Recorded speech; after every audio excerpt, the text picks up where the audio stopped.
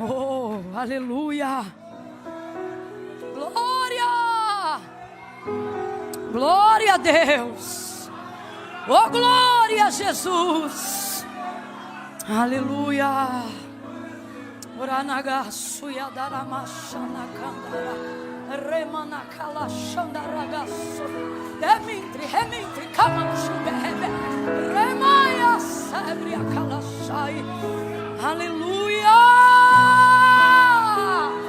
Aleluia. Meu Deus, santo, santo. Levante as suas mãos, Senhor nosso Deus e nosso Pai. Louvamos o Teu nome nessa noite de todo o nosso coração, Senhor. Obrigada pelo privilégio da vida. Obrigada porque uns confiam em carros, outros em cavalos. Uns encurvam-se e caem, mas nós nos levantamos. E estamos de pé aqui nessa noite porque fazemos menção do nome do Senhor. Queremos louvar o Teu nome, que é sobre todo nome. Santo, poderoso, justo, fiel, verdadeiro. Obrigada, Senhor, pelo dom da vida. Recebe as nossas mãos espalmadas no céu, mãos em rendição, mãos em gratidão, mãos em devoção à presença do Teu Espírito Santo. Nessa casa, reverenciamos esse lugar por causa da Tua glória. Compreendemos, Senhor, aquilo que viram os anjos, relatados pelo profeta Isaías, quando disseram que com 2 asas eles voavam, com 2 asas cobriam os pés, com 2 asas cobriam os seus rostos. Sinal de temor e reverência, a manifestação da Tua presença. De igual forma é assim que nós nos colocamos agora em oração, com temor e tremor diante da Tua presença. Reconhecemos que este lugar está encharcado pelo óleo da Tua unção. Reconhecemos que esta casa está lotada da paz que excede todo entendimento. Reconhecemos que a virtude do Teu Espírito Santo sobre esta casa. Reconhecemos que há línguas repartidas como que de fogo sobre as cabeças que aqui estão presentes. Oracalando romanaga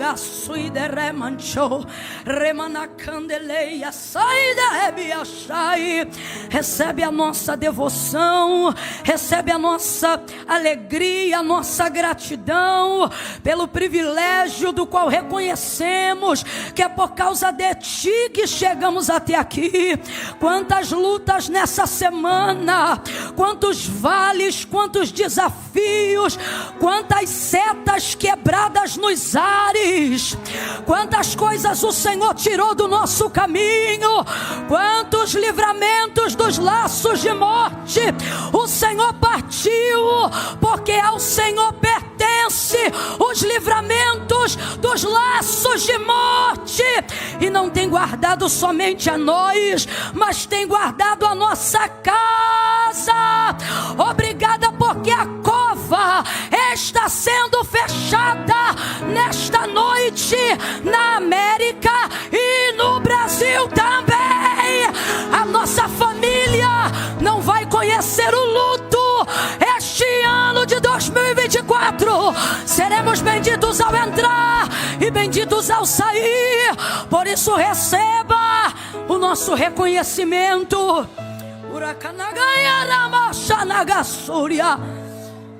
Recebe a nossa gratidão, Senhor. Ouve a nossa oração de devoção, de súplica, de quebrantamento, de reconhecimento, que se não fosse o Senhor, nós não estaríamos aqui. Senhor, nesse momento, nós queremos estender as nossas mãos, não os nossos celulares, tão somente as nossas mãos, nuas, em reconhecimento. Que o Senhor ouça a nossa voz em reconhecimento de que Tu és o nosso Deus e não temos outro além de Ti. de que Tu és a força da nossa vida, o amor da nossa alma. Tu és aquele que nos arrebata de dentro para fora. Agora, Pai, ainda em oração, se ainda Te é servido de derramares um pouco mais, não que mereçamos, jamais, mas porque a Tua bondade nunca pode ser medida. Nós queremos Te pedir que essa noite haja manifestação de cura, enquanto a Tua palavra estiver sendo pregada, assim como houve manifestação de renovo e batismo, enquanto a palavra cantada estava sendo ministrada. Continua conosco, fica conosco, fala conosco. Mostre para Deus que não sou só eu que estou pedindo, e comece a dizer: fala conosco, Senhor. Fala conosco, Senhor. Dá uma direção, Senhor, não só para a nossa semana, mas para o nosso ano. Não só para esta semana, mas para este trimestre. Não só, Senhor, para hoje, mas para a nossa geração. Libera sobre nós a Tua palavra e glorifica, glorifica, glorifica, glorifica o Teu nome. É assim que nós oramos, de todo o nosso coração, em nome de Jesus. Quem concorda, diga amém. Oh, amém. Aleluia. Pegue sua Bíblia. A paz do Senhor Jesus, igreja. Oh, aleluia. Meu Deus, meu Deus. Senhor, meu Deus e meu Pai. Meu Deus, ainda bem que eu vim. Ainda bem que eu vim. Ainda bem, rapaz. Olha para o teu irmão, diga assim para ele: foi Deus que te trouxe. Foi Deus que te trouxe, tá, filho? Por que o pessoal lá de trás não está em pé? Está todo mundo em pé, menos eu? Que é isso, meu filho? Eu chego aí em 2 passos, você não me desafia, não. Abra comigo a sua Bíblia no 2º livro dos Reis de Israel. Glória a Deus. Ah, gente, que saudade que eu já tô com aquela saudade que chega da raiva. Sabe assim? Meu Deus do céu. E já me dá logo vontade de fazer uma campanha, arrancar todo mundo no meu coração. Vontade de dizer: Deus, eu não preciso disso não, eu tenho família, eu tenho igreja no Brasil também. Mas é um envolvimento, né? Uma comunhão que só há entre aqueles que estão debaixo desse sangue carmesim. E você trata de ficar firme com Deus, tá? Porque se daqui da terra não der tempo da gente se olhar de novo, bora marcar um encontro debaixo da árvore da vida, lá naquele grande dia. Amém? Glória a Deus. Pastor Christian, mais uma vez, fica registrada aqui a minha gratidão. Pastora Daniele Cristina, toda a casa de vocês, a família de vocês e a família Devec Boston. Aí, vocês arrebentaram, irmão. Trabalharam mais do que no serviço secular. Rapaz, eles trabalharam de um jeito que nem que fosse $100 por hora eles iam trabalhar tanto assim. Porque fizeram para o Senhor. E a vossa obra não é vã no Senhor. Cadê os voluntários? Digam glória a Deus. A vossa obra não é vã no Senhor. Cadê os voluntários? Digam aleluia. A vossa obra não é vã no Senhor. Tem uma recompensa. Durante 12 anos, quantos anos? Eu servi a casa de Deus integralmente, fazendo exatamente o que esse pessoal aí faz. Ou tirando uma foto, cuidando da recepção dos convidados, fazendo uma comida. Eu fui cantineira há 5 anos. Respeito os irmãos da cozinha. Limpando a igreja, enfim, fazendo tudo o que fosse necessário fazer. E foi ali que eu descobri o viés, a espinha dorsal do chamado que Deus tinha comigo. A pergunta que eu mais ouço as pessoas fazerem para mim quando eu tenho tempo de poder ser questionada acerca do ministério é: como é que eu faço para encontrar o meu chamado? Como é que eu faço para encontrar meu propósito? Trabalha na igreja, rapaz. Ah, mas aonde? Aonde estiver precisando. Entendeu? Nenhum curso, e olha que eu tenho curso, Eu ofereço um curso onde eu trabalho a perspectiva do chamado. Mas nem ele, e não leva a mal não, o meu curso é bom. É bom. Falsa modéstia não é coisa de crente. É bom. Mas não supera o aprendizado que só a vida na igreja local pode te dar. Inclusive eu só ofereci ele por causa disso, senão eu não teria know-how para falar nada. Não importa o quanto eu conhecesse a Bíblia de Gênesis a Apocalipse. Tem coisas até hoje que eu recebo e Deus faz questão de dizer assim para mim, ó, isso aqui não é porque você prega não, tá? Isso aqui é porque você servia a minha casa. A bênção de quem serve é diferente. Se eu fosse você, eu caçava algo para fazer na obra de Deus. Segundo livro dos Reis de Israel, capítulo 4. Quem achou, diga amém. Amém. Gente, último dia para adquirir o livro juntas, tá? Último dia. Por quê? Porque com frete fica mais caro do que o material. E hoje, Camila, hoje o frete é grátis. Pegou, botou debaixo do braço e levou. Vai estar disponível lá, tá bom? Quem esteve aqui ontem, diga glória. Glória. Quem sabe que hoje continua, diga aleluia. Aleluia. Ontem nós falamos sobre Eliseu. E sobre o poder de ter uma vida santa. Nós afirmamos ontem aqui que santidade paga bem. Ela te dá um lugar de visão privilegiada, de estabilidade e de segurança. Quem entendeu, diga amém. Hoje nós vamos dar continuidade ao texto, mas agora sobre a perspectiva da mulher sunamita. A partir do versículo de número 17 em diante. Segundo Reis capítulo 4, versículo 17 em diante.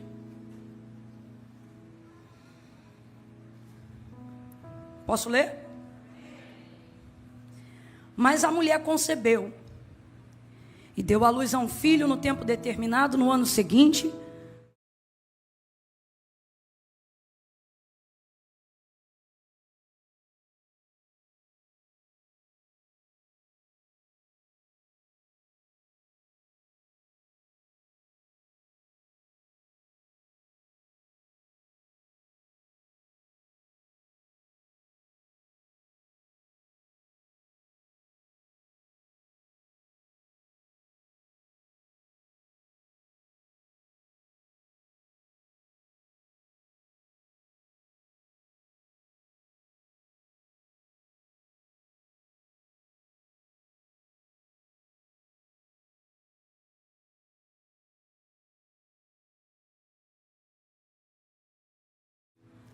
Joelho tem um significado muito grande. Tem crente que usa joelho até como arma. Fala para ela que eu vou botar ela no meu joelho. Ele o tomou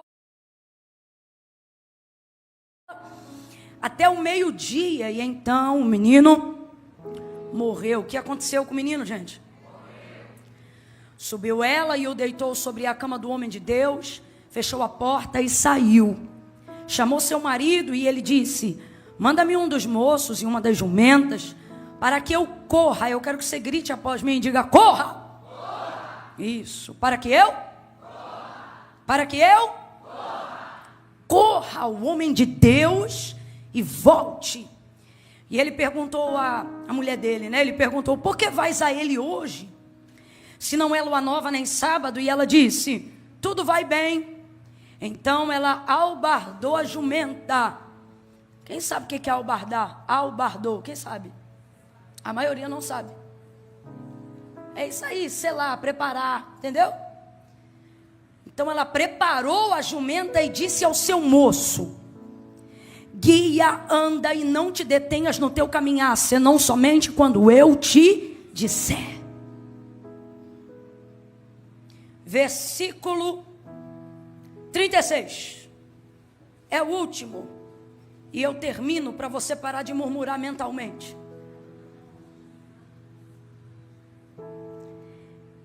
Eliseu chamou a Geazi e disse: chama a sunamita. E ele a chamou. E quando ela se apresentou diante dele, ele disse: toma o teu filho. E o menino a esta altura já estava vivo ou morto? Vivo ou morto? Vivo ou morto? Eu vou contar de 1 a 3. Quando eu disser 3, você vai liberar uma palavra que determina o rumo profético daquilo que Deus nos confiou como verdade para essa noite. Quando eu disser 3, você vai dizer assim para quem estiver ao seu lado: vai voltar vivo para a tua mão. Eu não contei até 3 ainda. Vai voltar vivo. Eu vou simplificar. Você vai dizer assim, ó: vivo na tua mão. Ficou melhor, não ficou? É 1, é 2, é 3, diga! É isso, vai voltar vivo na tua mão. Tudo que você tinha dado como perdido. Celebre essa palavra, celebre.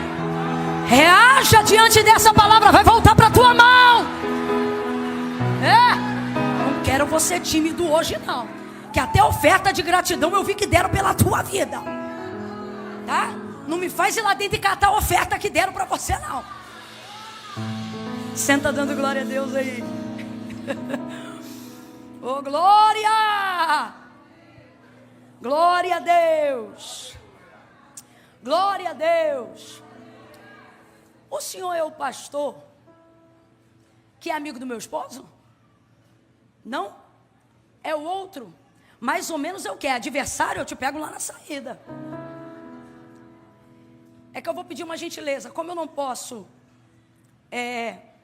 me referir a ele, porque o Eduardo me contou um testemunho, ele faz parte de um testemunho da primeira vinda do Eduardo para cá. Cadê? Quem é ele? É ele? É essa pessoa? É o senhor? Ah, eu me lembro do senhor. Sua esposa está aí, não? Coisa linda. É ela, então? Você aceita um presente? É porque meu esposo gosta muito do seu esposo. Mas assim, fraternalmente. E eu queria honrar. Você não quer o presente? É esse livro aqui, é tudo que eu tenho hoje. É porque é mais difícil eu descer e ir aí. Mas qualquer hora tu vai ver, eu vou ser tão cheia que eu vou... Obrigada, viu, pelo carinho de vocês com a nossa casa, com a nossa família. Obrigada. Obrigada. Pastor Leandro, corre com mais um livro juntas aí para mim, por favor. Corre. Mostra para que serve esse treino toda semana. Vai. E olha lá, aí ó, deixa ele vir, senão ele vai ficar roxo, não vai nem ficar vermelho. Vem, mostra. Cadê? Corredinha de jogador caro. Jogador caro não ri, fica sério. Pastora, esse é para a senhora, nenhum nome nunca é chamado em vão. Obrigado também pela sua casa, pela sua família. Um dia eu espero ser bonita que nem a senhora. Coisa linda. Deus abençoe. Glória a Deus. Aleluia. Oh, glória a Deus. Eu vou contextualizar quem não estava ontem aqui bem rapidamente para a gente caminhar junto na mesma página. Ok? Quem entendeu, diga amém. Eliseu, profeta do Senhor, sempre passando pelas terras de Sunem. Qual é o nome da cidade? Foi observado então por uma mulher generosa, rica, que servia a sua comunidade local e decidiu abençoar esse homem de Deus. Não porque ele era profeta, mas porque ele era um santo homem de Deus.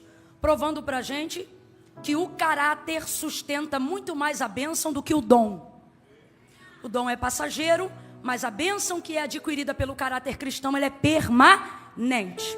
Como resposta disso, ele construiu a mulher, junto ao seu esposo, construiu um quarto junto ao muro da sua casa, para que Eliseu tivesse a oportunidade de sempre que quisesse passar por lá, tivesse liberdade para ser acomodado, para ter uma refeição, para ser bem tratado naquela região. E sem dúvida isso melhorou não só a sua qualidade de vida física, mas também a sua qualidade de vida emocional, porque profeta normalmente tem uma vida muito solitária. A maioria das pessoas querem fazer uso do seu dom e não querem ter muito trabalho para se relacionar com a complexidade da pessoa que um profeta é.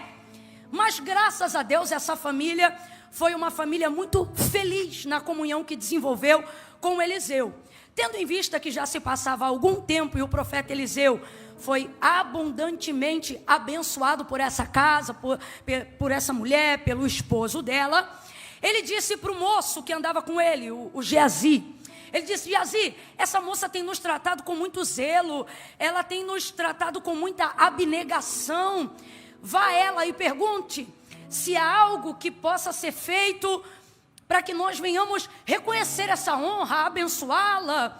E aí Geazi vai perguntar e ela vai responder dizendo: eu estou no meio do meu povo, eu sou uma mulher que habito no meio do meu povo, eu estou feliz como eu estou. Eu não preciso de nada não. Estou parafraseando para a gente chegar ao objetivo dessa noite. E aí ele, ao ouvir essa palavra, ele não vai mais dar a ela a opção de ser abençoada. Porque quando você tem uma semeadura, e esse era o caso dela em relação ao ministério dele, Deus não vai te dar opções de ser abençoado. Ele vai garantir a colheita do que você fez. Então, em razão disso, Eliseu não pergunta mais. Ele chega diretamente e manda Geazi chamar essa mulher. Ela para na porta do quarto que ela mandou construir para o homem de Deus. E parada na porta daquele quarto, Eliseu libera uma palavra profética. Na verdade, ele libera uma profecia que vai mudar a história da sua vida. Porque Geazi disse que o marido dela era avançado em idade e ela não tinha filhos. E o que isso significava? Significava que se o marido viesse a falecer, e dentro daquela cultura, e de acordo com o costume da cultura judaizante, se ela perdesse o marido, sem que tivesse dele um filho, ela perdia também a herança e todo o patrimônio construído por aquele marido, e perderia o sobrenome dele também. Então ela ia ficar numa situação deplorável por causa do costume cultural daquela época. Mas Eliseu vai proporcionar a ela um tipo de colheita semelhante àquilo que ela proporcionou a ele. Estabilidade, permanência, segurança, privilégio. Tudo isso a gente aprendeu ontem, que significava o quarto do profeta Eliseu. E aí, que bênção é essa? A bênção da hereditariedade, porque a partir do momento que ela tem um filho, junto com o filho ela também garante a sua herança. E eu não estou falando de dinheiro, eu estou falando de perpetuar o seu nome numa geração. Eu não estou falando propriamente de dinheiro, eu estou falando de legado. E aí ele vai olhar para ela e vai abençoá-la com essa profecia. Ele vai dizer para ela: neste tempo determinado. O que isso significa? Cabo de um ano. Quando você lê na Bíblia tempo determinado, é porque Deus está dando prazo para cumprimento de uma palavra. Neste tempo determinado, ou seja, cabo de um ano, tu conceberás e darás à luz a um filho. Rapaz, era a notícia da vida dela. Era a hora dela explodir de glória a Deus e aleluia.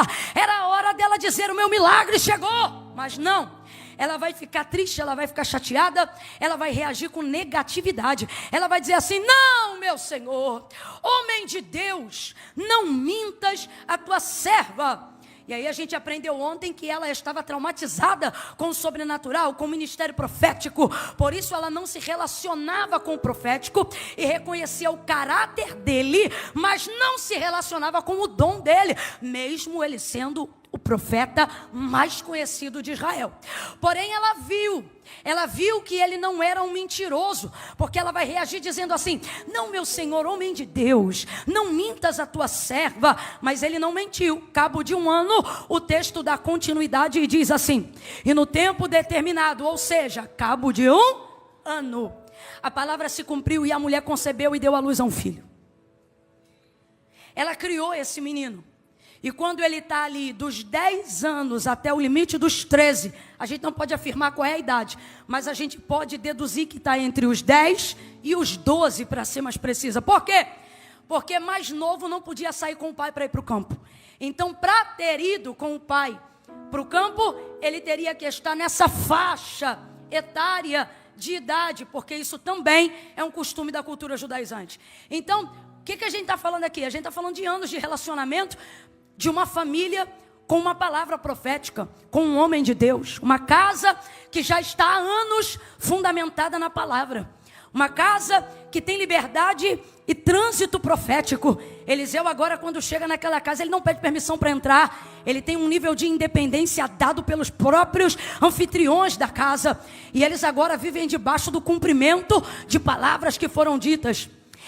Eliseu nunca contou com a fé dessa mulher para liberar essa palavra profética. Eliseu, ele acaba com todo o contexto ideológico de que uma profecia depende de fé para se cumprir. Irmãos, Uma palavra profética depende de fé para se cumprir. Uma declaração de fé depende de fé para se cumprir. Um desejo depende de fé para se cumprir. Um pedido de oração depende de fé para se cumprir. Uma profecia que não está condicionada a nada não depende de nada para se cumprir. A verdade é que a gente confunde isso tudo e acha que isso tudo é uma coisa só, mas não é. Cada coisa é uma coisa. Quando ele, por exemplo, diz assim: neste tempo determinado tu conceberás e darás à luz a um filho. Eu acabei de dizer para você que ela não disse amém, ela não disse glória, ela disse não. Isso é palavra de fé? Isso é aceitação? Fala para mim aí com inteligência, ela recebeu a palavra? Não, ela rejeitou a palavra. Não, meu Senhor, homem de Deus, não mintas. A tua serva, ela nem acreditou que aquilo pudesse ser uma possibilidade. Agora, veja, ela não creu. Estamos em comum acordo com isso? A mulher não creu. Então diga para mim com inteligência: houve exercício de fé para que houvesse cumprimento de palavra? Não fica com medo não. Não inventa não, só responde o que está sendo perguntado. Houve exercício de fé para que houvesse cumprimento de palavra? Tem gente que ainda me olha na dúvida, pensando assim: eu vou pegar uma heresia sua. Não vai ser hoje. Não houve, mas houve o cumprimento da palavra. Quando você vê alguém que diz que não tem fé, na verdade essa pessoa não é que não tem fé, ela só não está de posse de uma palavra. O que vem primeiro, a fé ou a palavra? Palavra, diga bem forte. Vou fingir que não aconteceu, vou te perguntar de novo. O que vem primeiro, a fé ou a palavra? Guarde isso. O que vem primeiro, a fé ou a palavra? Palavra.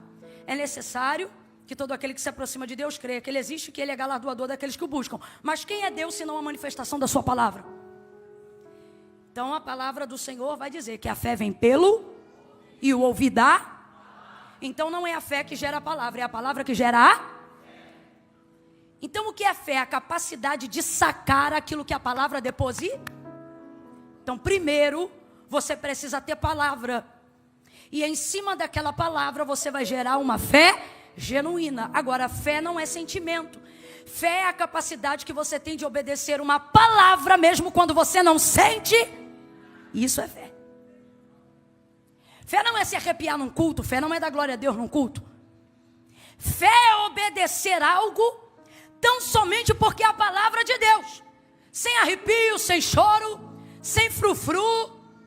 É dizer, olha, eu vou fazer tal coisa. E por que você vai fazer isso? Porque Deus me deu uma palavra. Então eu vou assinar esse contrato debaixo de uma palavra. Eu vou me mudar de casa debaixo dessa palavra. Eu vou romper esse noivado por causa de uma palavra.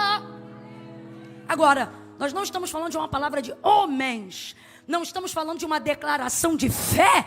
Nós estamos falando da palavra de Deus. E aí aqui no contexto, nós estamos falando de uma profecia. A profecia do profeta Eliseu é Deus falando na boca do homem. E mesmo quando não é Deus falando na boca do homem, é o homem dando a boca para Deus falar. O texto vai deixar claro, tanto acerca de Elias, quanto acerca de Eliseu, quanto acerca de Samuel, que eles honravam o que Deus falava, mas Deus também sustentava o que eles diziam. Esquece que isso é mensagem para outro dia. É coisa séria. Eliseu tem esse poder e essa finalidade.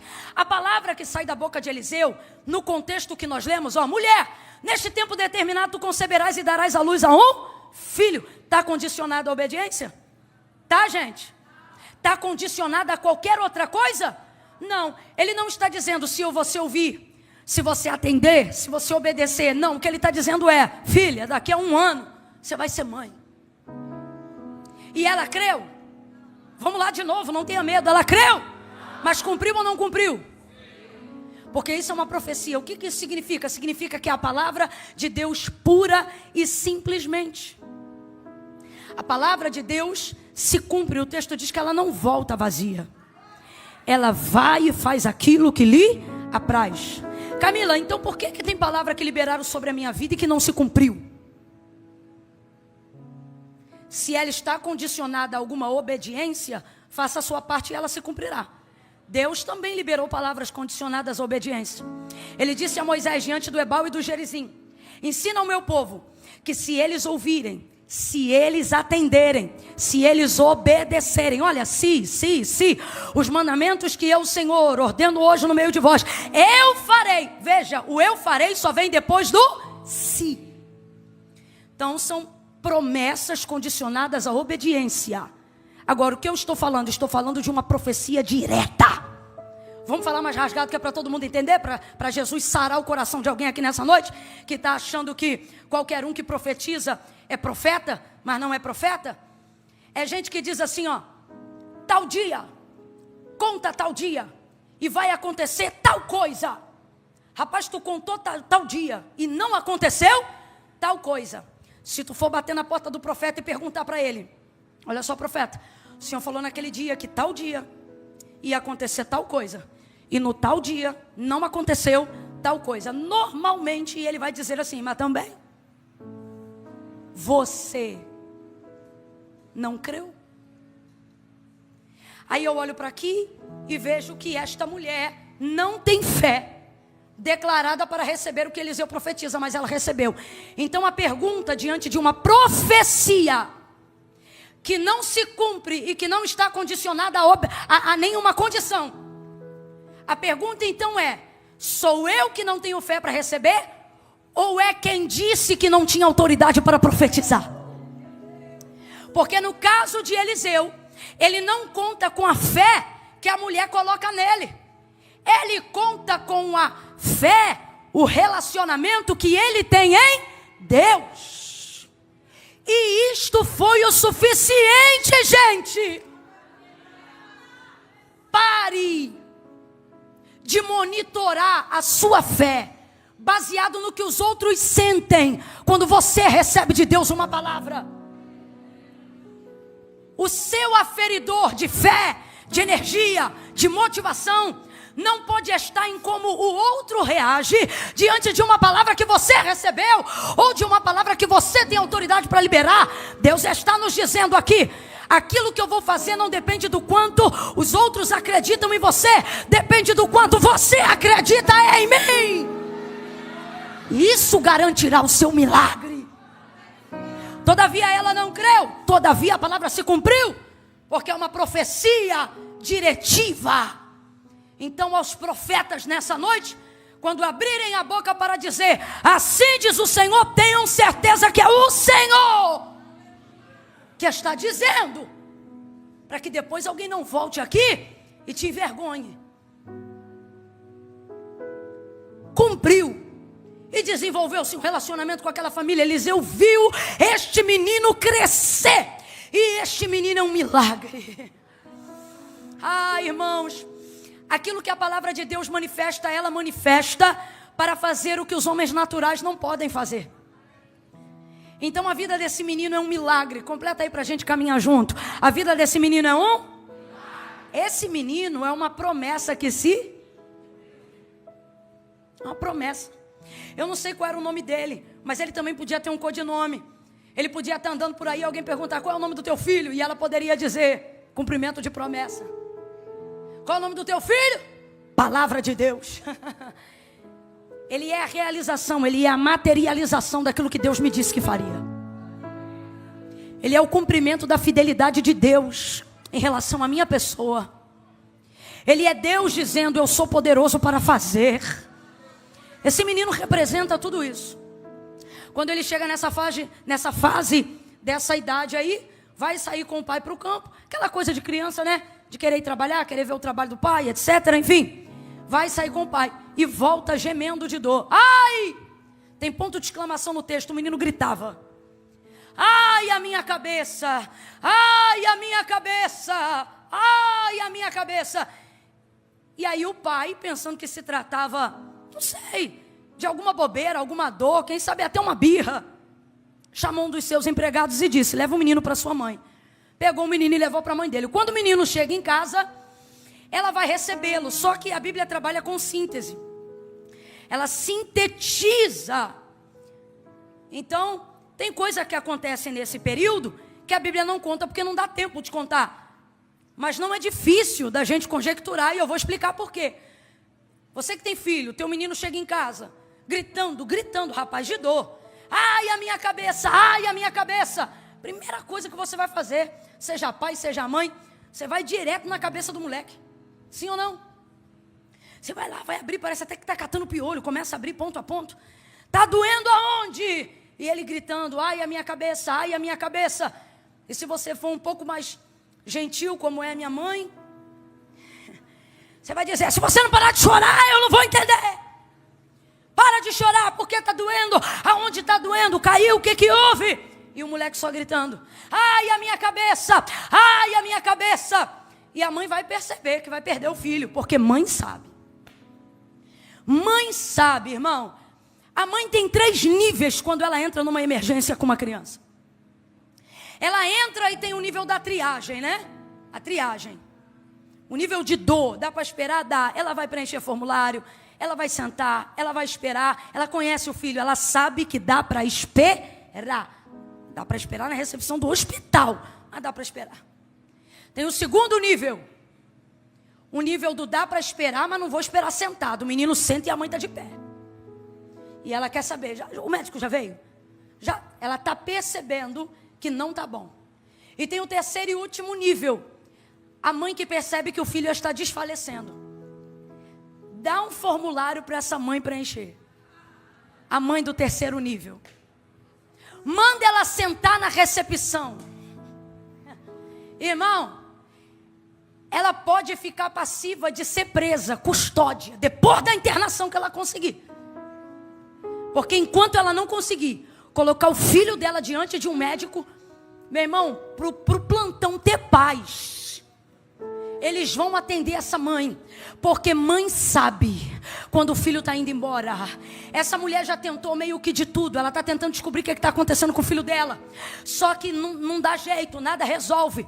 Por que o texto diz que ela bota nos joelhos, que nada mais é do que um menino grande o suficiente, aonde ela não pode ficar de pé com ele no colo, mas ela aguenta trazer ele para perto desde que ela esteja sentada. Por isso o texto diz que o menino foi posto no céu. O menino não chegou gritando e ela botou o menino no colo. Não, ela foi fazer tudo o que qualquer mãe faria para tentar investigar e curar o que está acontecendo. Mas haja vista que nada funcionou, aí ela traz o menino para perto, para trazer consolo, para poder trazer afago. E ela sabe que o filho dela está indo embora, mas ela sustenta aquele momento de crise no joelho. Recalaxana. Oh, meu Deus! Eu não posso fingir, irmãos, que o texto não é claro para nós que estamos aqui. O poder que o joelho tem de sustentar o que nós não temos remédio para resolver. O poder que o joelho tem de consolar aquilo que ninguém pode fazer por nós. Colocar no joelho significa poder equilibrar o peso. Colocar no joelho significa não surtar no momento de crise. Talvez você esteja me ouvindo agora e esteja pensando, Camila, eu não gosto dessa aplicação não, porque mesmo no joelho o texto diz que quando deu meio-dia o menino morreu, mas depois que ele morre, a mãe coloca no quarto do homem de Deus, fecha a porta e não sai que nem uma maluca. Ela sai que nem uma lady, concentrada, compenetrada, aonde essa mulher desenvolve tamanho equilíbrio emocional. Se ela fosse para a rua gritar, rasgar as vestes, trazer pó, terra sobre a cabeça e desesperada, meu irmão, ai, meu filho morreu, socorro, me ajuda, ninguém a julgaria. O nome que se dá para uma mulher que perde o marido é viúva. O nome que se dá para um marido que perde a mulher é viúvo. O nome que se dá a filhos que não têm mais os seus pais quando são crianças chama-se órfãos. Qual é o nome que se dá para pais que perdem seus filhos? Não tem. Não tem, esse nome não existe. Porque cronologicamente falando, isso é impossível de ser concebido. Vai ter nome para viúva, vai ter nome para viúvo, vai ter nome até para filho sem pai, órfão. Mas para pai que sepulta filho não tem nome. A dor não pode ser mensurada, medida. A coisa é tão séria que quando Jó perdeu seus filhos, Deus lhe restituiu o gado, Deus lhe restituiu os camelos, mas os filhos Deus não restituiu, porque filho não se restitui. Deus compensou, mas restituir. Se tem alguém aqui que sepultou o seu, só Deus sabe quem já sepultou um. Todo o restante ao entorno é apenas especulação. Essa dor só conhece quem vive. Então qualquer um compreenderia essa mulher. Ela estaria no direito dela. Quem está caminhando comigo, diga amém. Ela estaria no direito dela, irmãos.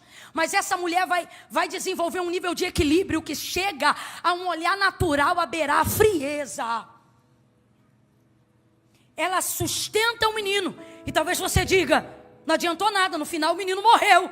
E por que eu quero parar um pouquinho no joelho antes de dar continuidade ao momento em que ela desce a escada e diz que está tudo bem?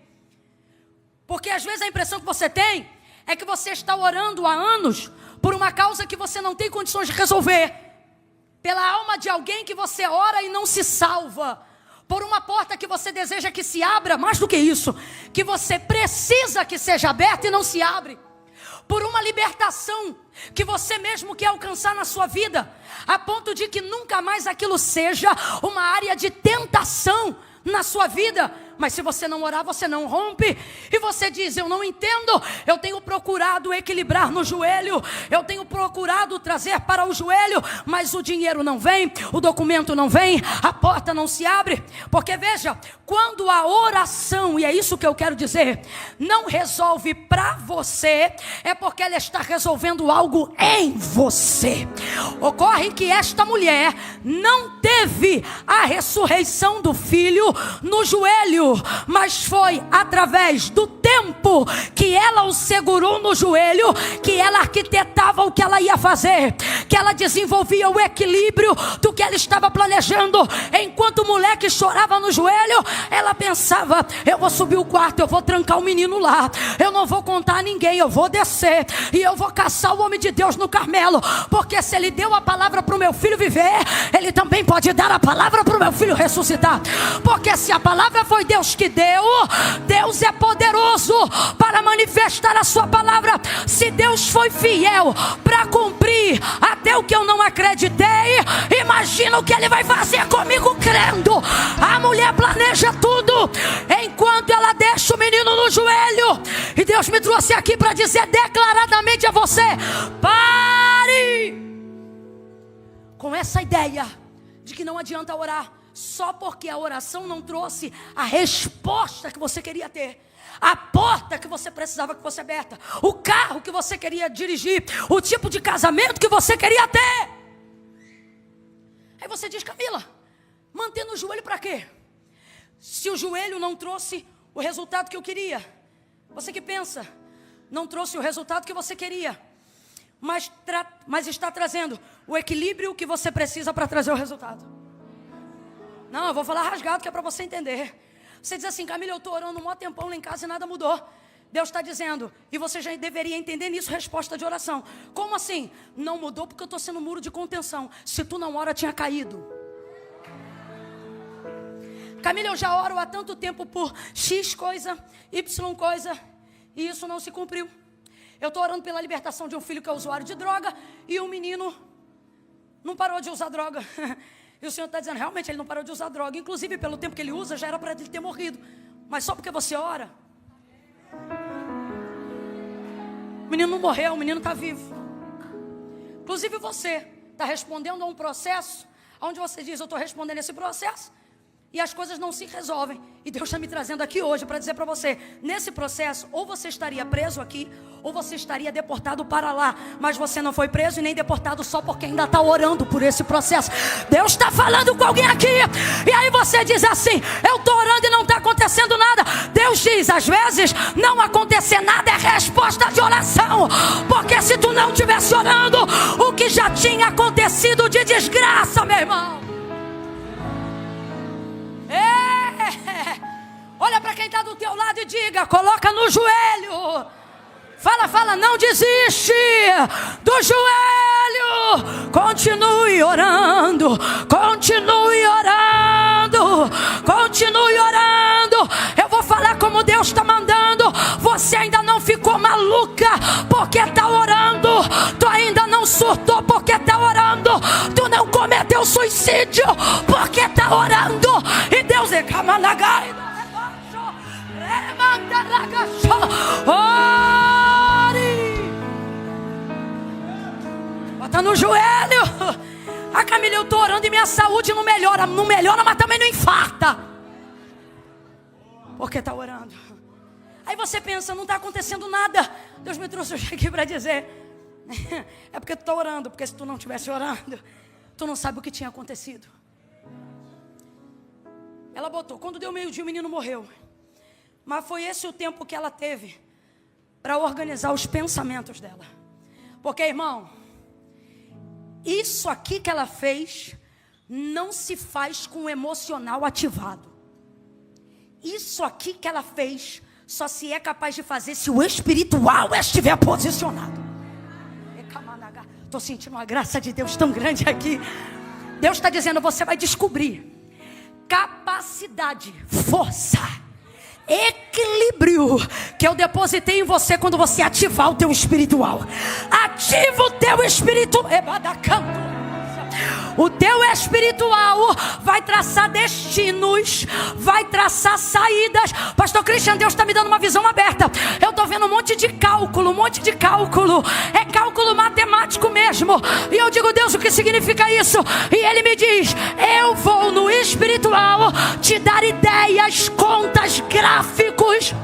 Meu Deus! Coisas que na agitação do emocional, na pressão do boleto, na pressão familiar, debaixo da pressão da crise conjugal, você tem capacidade, mas não desenvolve. Por quê? Porque está debaixo do governo das emoções. Deus está dizendo, ativa teu espiritual que eu vou governar sobre a tua conta, sobre os teus boletos, sobre a tua crise, sobre os teus... Ativa o teu espiritual que eu vou governar sobre o teu ministério, sobre o teu emprego, sobre a tua renda. Ativa o teu espiritual que eu vou governar sobre os teus negócios, sobre o teu processo. Ativa o teu espiritual que eu vou te dar ideias que você não teve, caminhos que você não via. Eu vou abrir caminhos no deserto, haverão rios no vale, eu vou prosperar caminho. Ativa o teu espiritual. O joelho antecipa isso. O joelho antecipa isso. Você pode estar debaixo de uma palavra poderosa. Eu disse isso na quarta-feira, e repito isso hoje aqui. Irmãos, falar de Deus é uma coisa, falar com Deus. Tua vida não muda quando você fala dele. Tua vida muda quando você fala com Ele. Você sabe por que 70% das pessoas não recebem a bênção que elas querem num culto que proporciona a capacidade para serem abençoadas naquele dia? Porque a maioria, quando colocamos de pé para fazer a oração final, vai embora.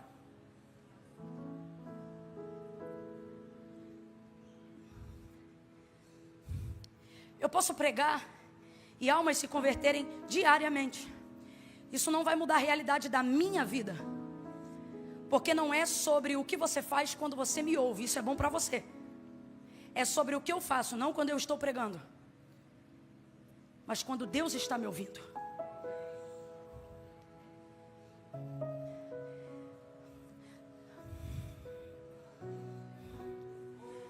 Podemos ensinar vocês a cantarem.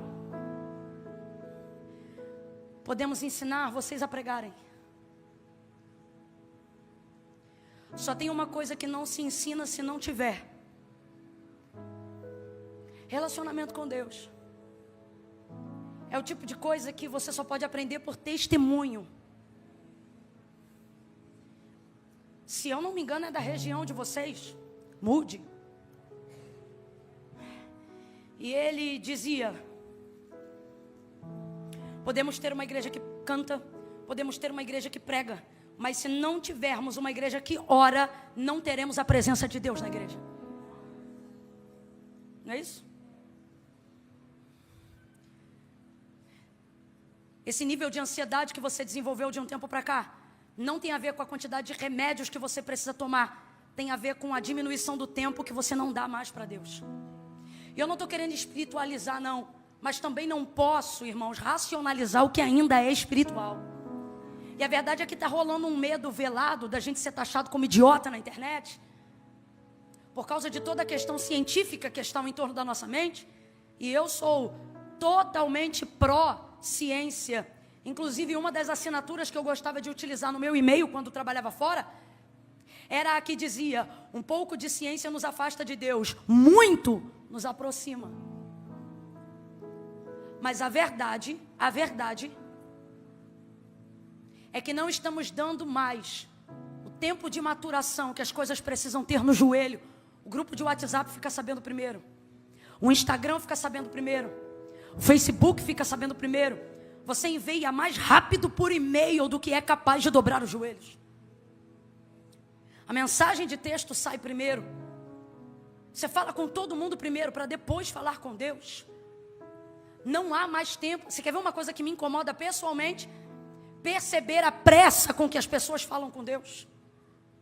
Esses dias mesmo alguém disse para mim: vamos orar. Aí alguém disse assim: Camila, ora. Aí a amiga disse assim: Camila não, Camila demora muito.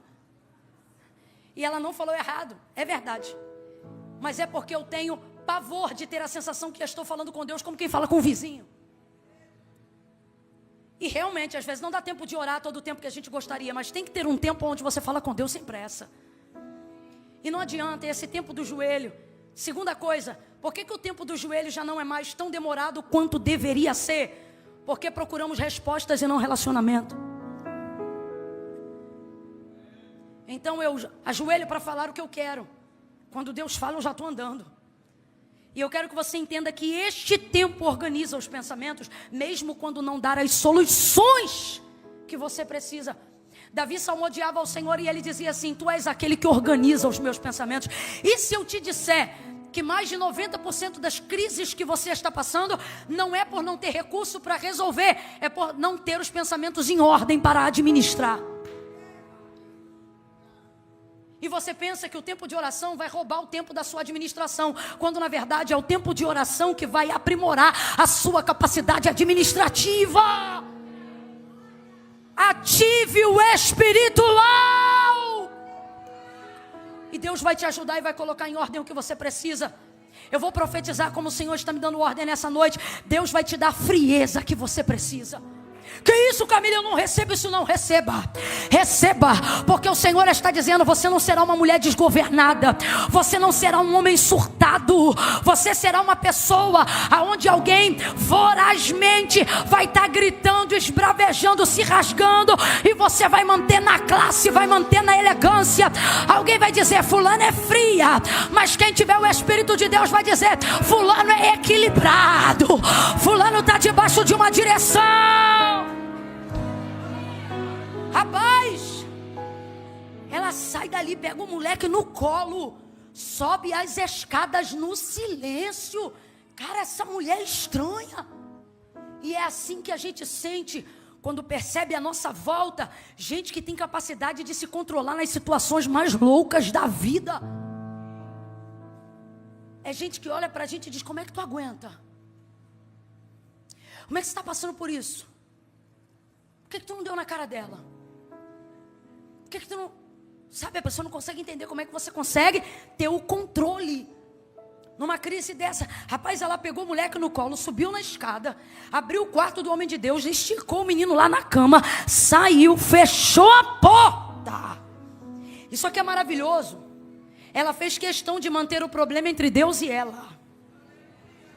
Tem coisas que para Deus resolver não pode passar por terceiros, vai ter que ficar entre você e ele. Fecha a porta quando sair, por favor.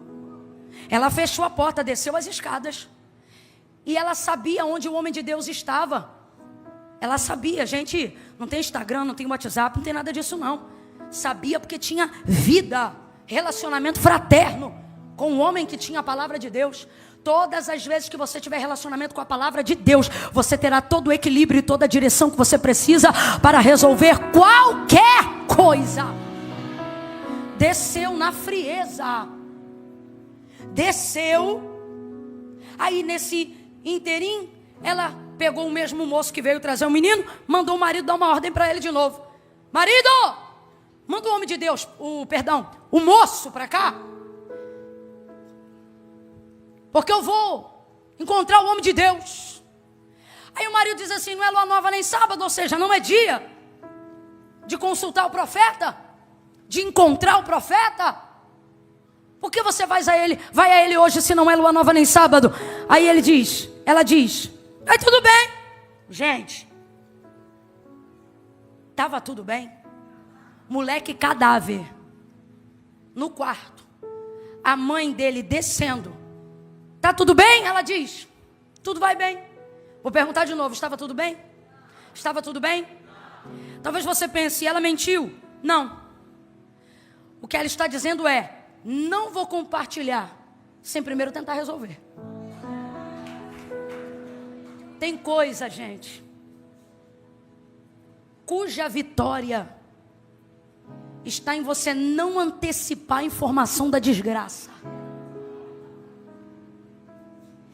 Vai tudo bem. Mandou o moço, aí ela diz assim para o moço. Enquanto o marido manda o moço, ela mesmo começa a arrumar a jumenta. Se ela sabe selar a jumenta, também sabe andar na jumenta. Sim ou não? Sim, é mais difícil selar até. Rapaz, ela cuida de tudo, mas ela dá a guia na mão do moço, do servo. E ela dá a ele uma ordem. Guia, anda e não te detenhas, não para. Senão somente quando eu te disser. Ela está aceitando a ajuda dele. Porque nem toda frieza é só frieza. A doideira está ali, só que está controlada. A ansiedade está ali, só que está controlada. Porque o espiritual não te robotiza, te equilibra. Ela vai dar a ele o encargo de que ele guie. Então ela sai, deixa o menino, vai tudo bem. Prepara a jumenta e vai-se embora.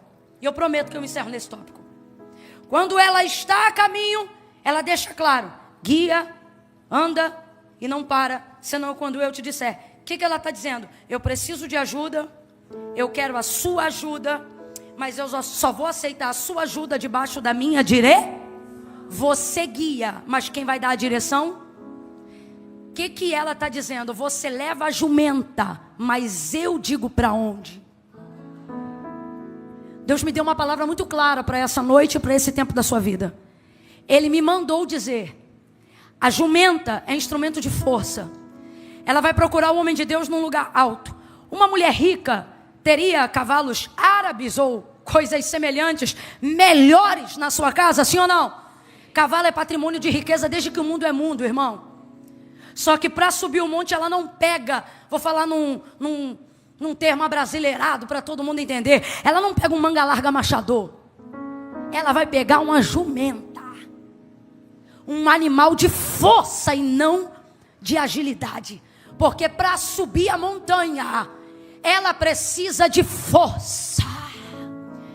Deus me mandou dizer a você, Deus me mandou dizer a esta igreja, vou preparar todo o recurso para que você suba em busca de resposta, para que você suba em busca de palavra de ressurreição. Eu vou enviar o recurso que vai te dar força. Agora distribua a aplicação da palavra, força em todas as áreas que você precisa de recurso, força emocional, força física, força financeira. Eu estou falando debaixo da ordem do Senhor. Uma jumenta vai abrir caminho para você. Deus vai enviar recurso debaixo de força.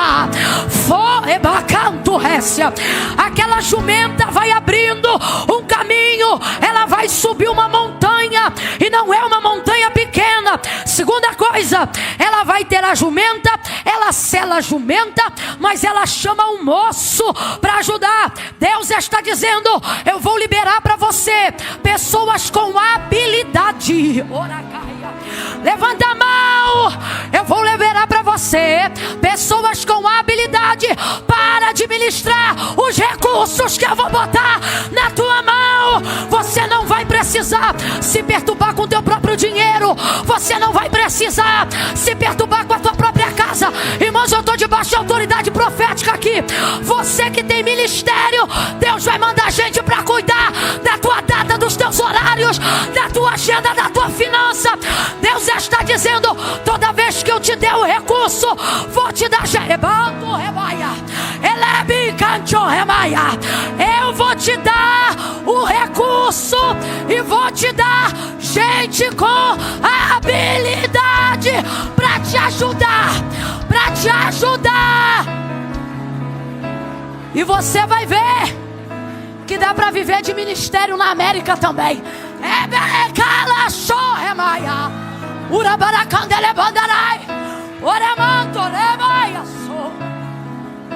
Pega na mão de alguém aí agora. Pega na mão desse crente. Não pede licença não. Só pega e diga assim: quem dá a jumenta também traz o servo. Receba força e gente com capacidade para lidar com o recurso que Deus vai liberar para você nesse tempo.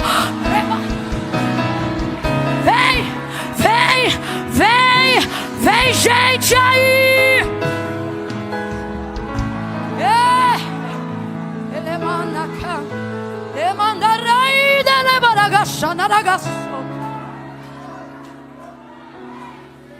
Dificilmente o dono de um time é também o técnico. Eu nem conheço. Porque uma coisa é o cara ser dono do time, outra coisa é o cara ser técnico. Só para você entender o que Deus está falando. Deus está dizendo assim: eu vou te dar o time, mas você não vai ser porque você vai ter que cuidar do recurso é seu, a força é sua. Mas eu não posso pegar a sua liderança, não posso pegar a tua paternidade, não posso pegar a tua maternidade e fracionar ela em coisas que você vai precisar de terceiros para desenvolver a habilidade em cima do recurso que eu te dei. Você está entendendo o que Deus está falando aqui? Está de boca fechada por quê então? Diga glória a Deus. A palavra de Deus diz que quando Deus fala, a congregação diz glória. Oh glória.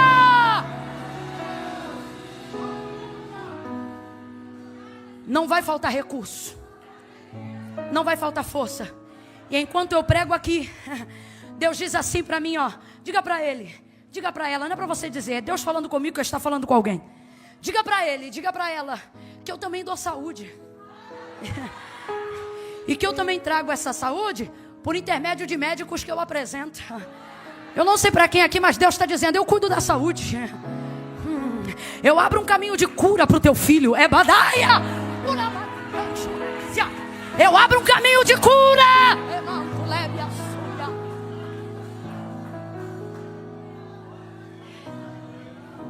O problema é que a gente quer ter a palavra, quer ter a direção e quer guiar a jumenta. E é por isso que você está desenvolvendo burnout, crise do pânico, síndrome do pensamento acelerado, crise de ansiedade.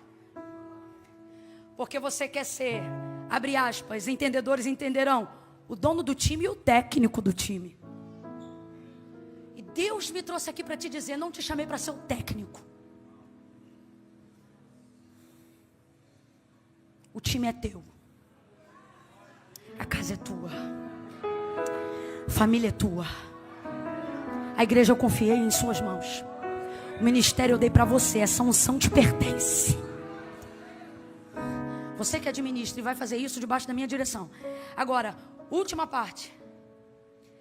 Ela sabe o caminho, mas a guia da jumenta está na mão do moço. Isso você já entendeu, amém ou não amém?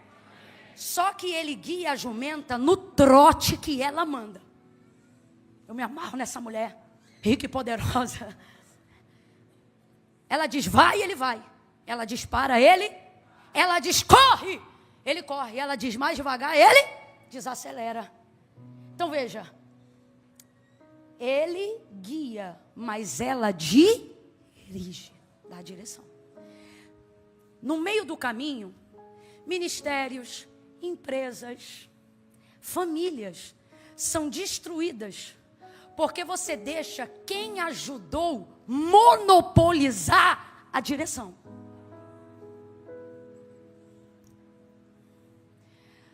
a maior quantidade de racha que eu vejo em família, em empresa, em igreja, normalmente não é porque faltou recurso, não é porque faltou gente com habilidade e não é porque faltou gente com direção.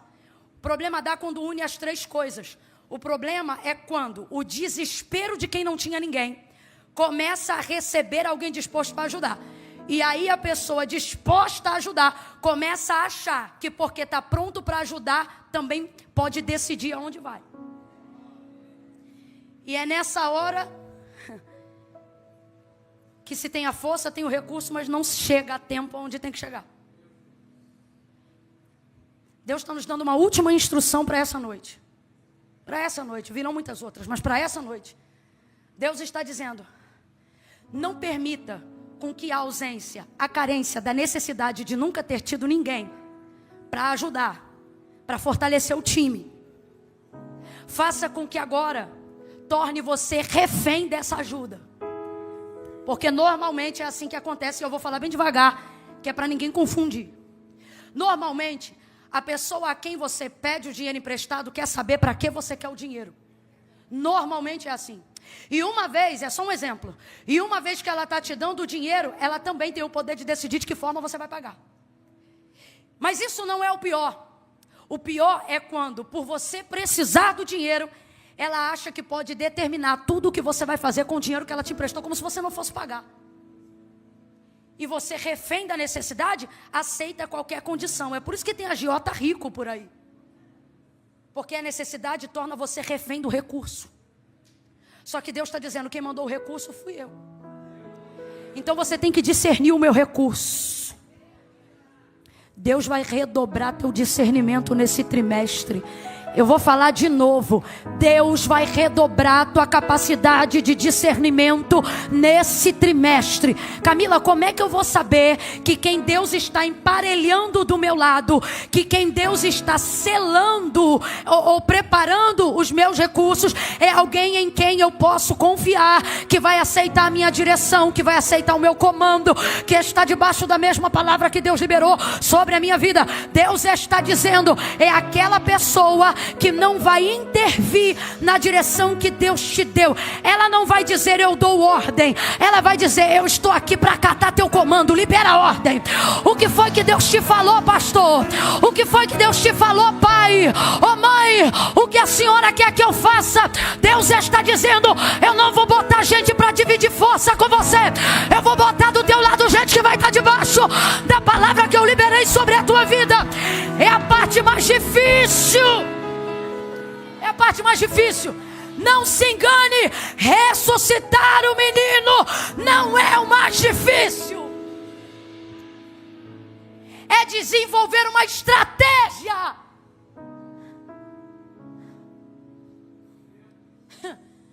para que eu chegue em quem ressuscita. Essa é a parte mais difícil. Olha para cá. Por que tem coisas na sua vida que você não tem mais vontade de viver? Não é porque você não quer viver, é porque você sabe a demanda que é chegar lá.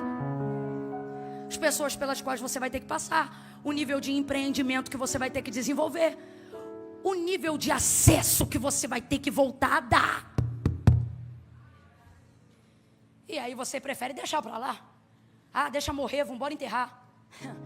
Só que preste atenção, não lide como se não servisse mais aquilo que um dia foi uma palavra que Deus liberou para você. Olhe para mim. Está gritando ai, ai hoje.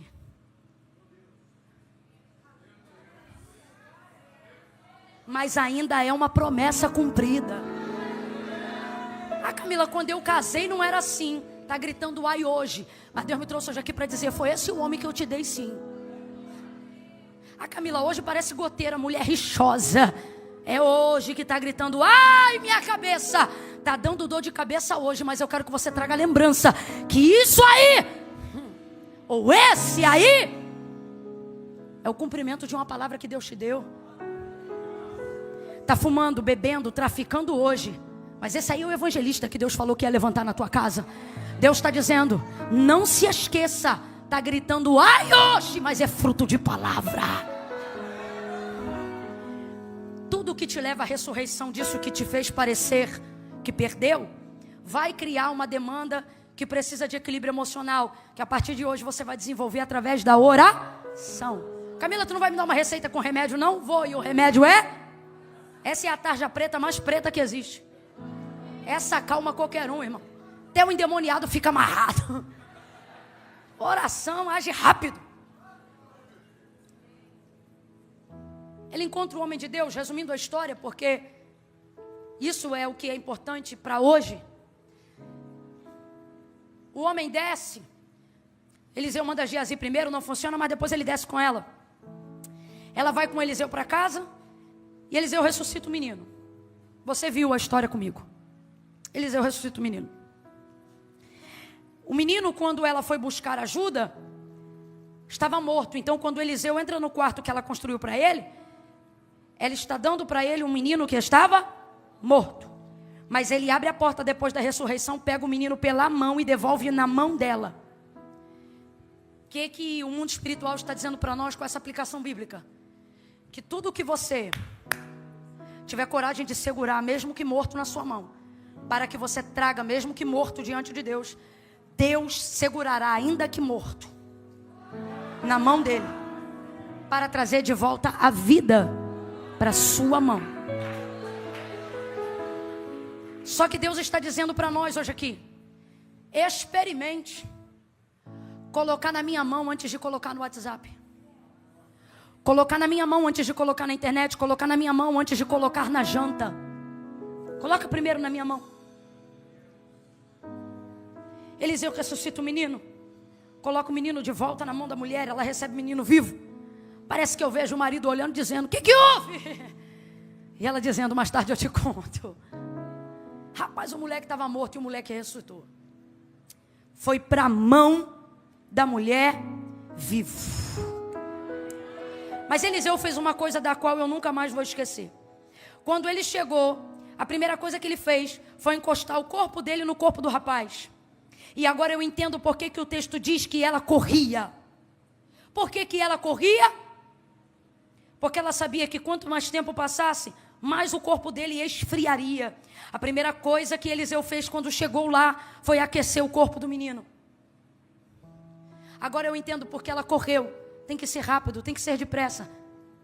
Profeticamente Deus está dizendo para a gente nessa noite de domingo: corre enquanto está quente. Não espere esfriar mais ainda essa relação. Não espere esfriar mais ainda esse projeto. Corre enquanto está quente. Tem gente que deixa para aceitar Jesus, sabe lá Deus, um dia. E Deus está dizendo: não, você tem que correr enquanto está quente. Porque nenhum outro ambiente vai favorecer a tua decisão como esse aqui.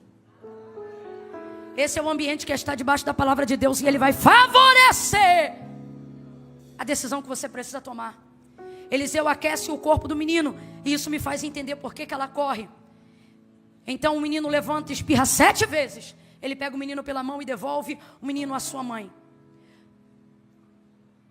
Tendo dito isto, o Espírito Santo de Deus me disse: pergunte ao meu povo o que eles querem que eu faça. Se eles querem atenção ou solução. E tem diferença? Tem. Se o menino morre e essa mulher vai gritando na rua, ela vai ter toda a atenção que ela precisa naquela hora. Vai ter consolo, vai ter casa cheia. Vai ter gente querendo pagar isso e pagar aquilo. Vai ter gente querendo ajudar ela nos primeiros momentos. Mas, irmão, verdade seja dita, depois de 7 dias, casa vazia, gaveta vazia, menino sepultado, coração em luto, casa em dor. Vão ser 7 dias de muita atenção, de muita comida na casa, de muito carinho, afago. Ela vai ter toda a atenção que alguém enlutado, doído, chateado gostaria de ter. Mas ela vai ter solução? Vai ter o filho de volta? Então eu vou perguntar como o Espírito de Deus me deu ordem: você quer atenção ou quer solução? Porque se você quer atenção, rasga a tua vida para todo mundo. Deixa a carência falar mais alto do que a vida de oração. Agora, quer solução? Tranca este problema no quarto do milagre hoje entre você e Deus. E vai gemendo, mas vai. Vai chorando, mas vai. Vai com o muro de contenção da graça. Reprimindo minhas emoções? Não, controlando cada uma delas. Vai debaixo da unção que te dá graça para suportar os ataques, as contendas, a pressão dos problemas que não são dissolvidos. Deus está dizendo: se hoje tu fizeres um pacto comigo e tu quiseres ver a minha mão ao invés da mão da vizinhança, se tu quiseres ver a minha mão ao invés de ter seguidor e atenção pública na internet, se o meu selo valer para ti mais do que arroba, patrocínio e dólar, tu verás a minha mão, tu verás a minha mão, tu verás a minha mão, tu verás eu ser muro de contenção ao teu redor. Parece que vai cair, mas não cai. Parece que vai desabar, mas não vai. Parece que vai desmontar, mas não vai. Deus está dizendo: eu protejo o corpo, eu protejo o corpo, eu protejo a honra, eu protejo a reputação, eu protejo tua casa, eu protejo tua família. Quem está disposto a pagar um preço para ver solução e não só atenção, fica de pé rápido num salto de glória.